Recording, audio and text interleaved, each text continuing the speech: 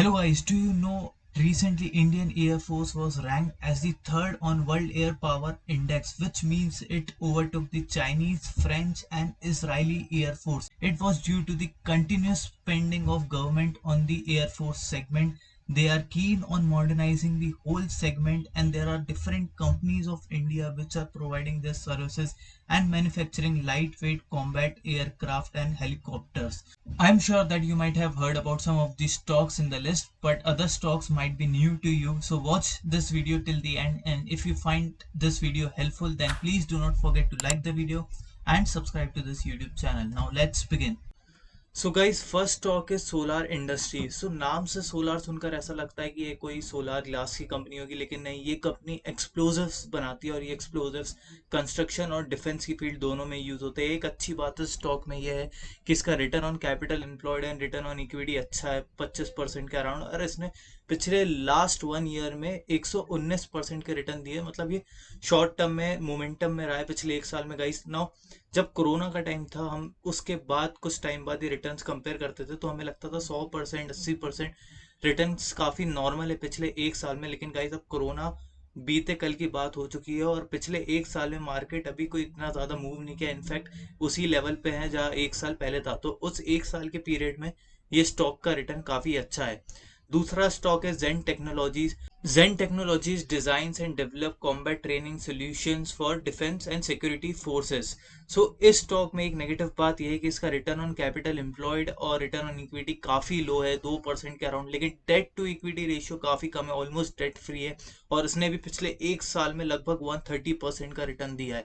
तीसरा स्टॉक है data pattern. Now guys remember कि हम इनके पी रेशियो को डायरेक्टली कंपेयर नहीं कर सकते, क्योंकि इनमें से कुछ कंपनी सॉफ्टवेयर कंपनीज है, कुछ कंपनी सॉल्यूशंस प्रोवाइड करती है, कुछ गुड्स मैन्युफैक्चर करती है, तो अलग अलग इंडस्ट्री को बिलोंग करते हैं, तो इनके पी रेशियो डिफरेंट रहेंगे। तो हम डायरेक्टली नहीं कह सकते कि इसका पी रेशियो कम है, इसका ज़्यादा है। इस स्टॉक का अर्निंग पर शेयर, यहाँ पे जो EPS in terms of percentage मैंने लिखा है वो in terms of share price है, तो EPS divided by share price, तो ये रेशियो काफ़ी बड़ा है, 45.5%। तो इसकी अर्निंग पर शेयर काफ़ी अच्छी है। और ये कंपनी एक vertically integrated defence and aerospace electronic solution provider है, और इसका आईपीओ भी रिसेंटली आया था, इसको काफ़ी अच्छा रिस्पॉन्स मिला था इन्वेस्टर्स से। इसके बाद है हिंदुस्तान एरोनॉटिक्स लिमिटेड। तो Hindustan Aeronautics Limited is engaged in the business of manufacture of aircraft and helicopters. तो स्टार्टिंग में हमने वीडियो में बात करी थी इंडियन एयरफोर्स की, उसका ये बहुत बड़ा प्लेयर है।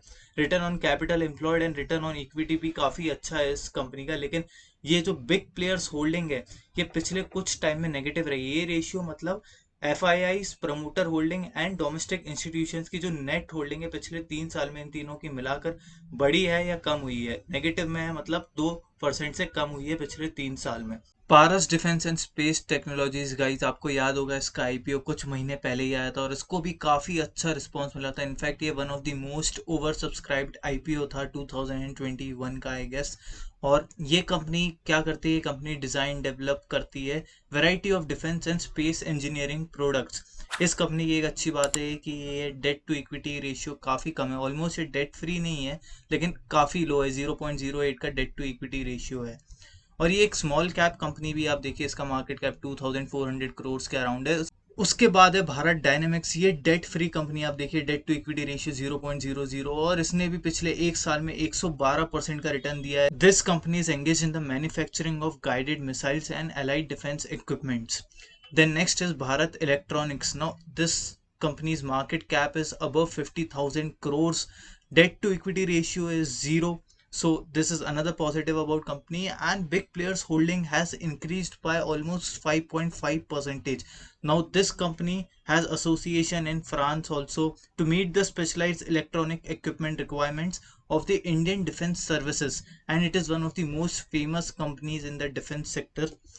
देन MTR टेक्नोलॉजीज, इसका भी आईपीओ गाइस आपको याद होगा कि रिसेंटली ही आया था और इसको भी काफ़ी अच्छा रिस्पॉन्स मिला था और काफ़ी ज़्यादा ओवर सब्सक्राइब हुआ था। इस कंपनी का मार्केट कैप कम है। नाउ मार्केट कैप कम होना एक पॉजिटिव है, बिकॉज इसके पास बहुत रूम है ग्रो होने का, जो स्मॉल कैप कंपनी है। तो these companies are capable of giving large returns in long term. MTR Technologies has association with the assembly manufacturing of various parts in the field of energy, nuclear, space, aerospace, defense and other engineering industries. Next is ताल enterprise. No इस company का guys market cap काफ़ी कम है, सो ये बहुत छोटी company है तो इसलिए रिस्क भी ज़्यादा है। लेकिन आप इसका पी रेशियो देखिए तो वो इंडस्ट्री के ऑलमोस्ट सिमिलर है, 17.7 कंपनी का पी रेशियो है, इंडस्ट्री का भी 17.7 है, सो ये एक पॉजिटिव थिंग है। Return on capital employed and return on equity तो बहुत ही ज़्यादा अच्छी है, देखिए 61% return on capital employed, 50% return on equity, और उसने पिछले एक साल में 182% का रिटर्न दिया है। तो गाइस आप ये मत सोचिए अगर इसने एक साल में इतना ज़्यादा रिटर्न दिया है तो अगले साल हो सकता है अच्छा रिटर्न नहीं दे। इसका मतलब स्टॉक एक स्ट्रॉन्ग मोमेंटम में है, अपवर्ड ट्रेंड में है, तो ऐसे स्टॉक्स आने वाले टाइम में भी अच्छा रिटर्न दे सकते हैं। ताल enterprise is providing aircraft charter services. Taneja aerospace and aviation limited. Now guys ये कंपनी का भी मार्केट कैप काफी कम है, आप देखिए 339 करोड़, तो ये भी एक रिस्की कंपनी है। Return on capital employed and return on equity भी इतने ज्यादा अच्छे नहीं है, लेकिन डेट कंपनी पर नहीं है, 0.03 का रेशियो है डेट टू इक्विटी, और उसने पिछले एक साल में आप देखिए गाइस 300% से भी ज्यादा रिटर्न दिए हैं, तो ये तो एक बहुत ही बुलिश मोमेंटम में है। Taneja Aerospace and Aviation is engaged in the business of manufacture and sale of various parts and components of the aviation industries। तो ये भी एरोस्पेस से रिलेटेड, एयरफील्ड से रिलेटेड स्टॉक है। Bharat Earth Movers Limited. Now return on capital and return on equity for this company are not impressive, और इसने पिछले एक साल में 5.5% का रिटर्न दिया है। ऑल्दो गाइस पिछले एक साल में मार्केट इतना ज़्यादा मूव नहीं किया है, इनफैक्ट बियरिश ही रहा है पिछले कुछ टाइम से, लेकिन फिर भी हमें 5.5% का रिटर्न कम लगेगा क्योंकि बाकी कंपनीज ने काफ़ी अच्छा रिटर्न दिया है। और रशिया यूक्रेन वॉर सिनेरियो के बाद में तो बहुत ही अच्छा बुलिश रैली आई थी इस सेगमेंट में, और इसमें बिग प्लेयर्स होल्डिंग भी ऑलमोस्ट 4% से कम हुई है पिछले 3 सालों में। BEML Limited manufactures wide range of heavy earth moving equipment, but they also manufacture vehicles for defense forces. Next is Bharat Forge Limited. This company has also not given impressive returns in the last 1 year, less than 5%, but यहाँ पे big players की holding 10% से भी ज़्यादा बढ़ी है पिछले 3 सालों में। एंड भारत फोर्ज भी एक ऐसी कंपनी है जिसका एक्सपोजर काफ़ी सारे सेक्टर्स में है, जैसे कि रेलवेज, कंस्ट्रक्शन, माइनिंग, और उनमें से डिफेंस भी एक सेगमेंट है, एरोस्पेस। तो ये फोर्जिंग प्रोडक्ट इंडियन एमएनसी है जो कि फोर्जिंग में इन्वॉल्व है। उसके बाद Garden Reach Shipbuilders and Engineers Limited. So Garden Reach company है जो कि इंडिया की है, और उसका एडमिनिस्ट्रेटिव कंट्रोल मिनिस्ट्री और डिफेंस के पास है, and they are primarily engaged in the shipbuilding, और इसका डेट टू इक्विटी रेशियो 0.01 है, so almost debt free company है, लेकिन इसमें बिग प्लेयर्स की होल्डिंग पिछले 3 सालों में 10% से कम हुई है। ऑल्सो गाइज ऐसा नहीं है कि बिग प्लेयर्स की होल्डिंग कम हुई है मतलब ये स्टॉक खरीदा नहीं जा सकता, ये सिर्फ एक क्राइटेरिया है चीज़ों को देखने का। Stock market is all about perspective. For someone a stock at 250 rupees might be expensive and for other person the same stock can be cheap। so अगर इन लोगों की स्टेक कम हुई है तो ऐसा नहीं है कि स्टॉक फ्यूचर में भाग नहीं सकता। लार्सन एंड टोरबो is the last company in the list, और मुझे लगता है इस कंपनी का सबने नाम सुना होगा क्योंकि ये मोस्ट फेमस कंपनी है इंडिया में into the field of infrastructure, construction, defence. ये काफ़ी, इसका एक्सपोजर काफ़ी सारी फील्ड में है और डिफेंस उनमें से एक फील्ड है। आप इसका मार्केट कैप देखिएगा, ये मैसिव जाइंट है मार्केट की, इसका मार्केट कैप 2,26,000 करोड़ से भी ज़्यादा है।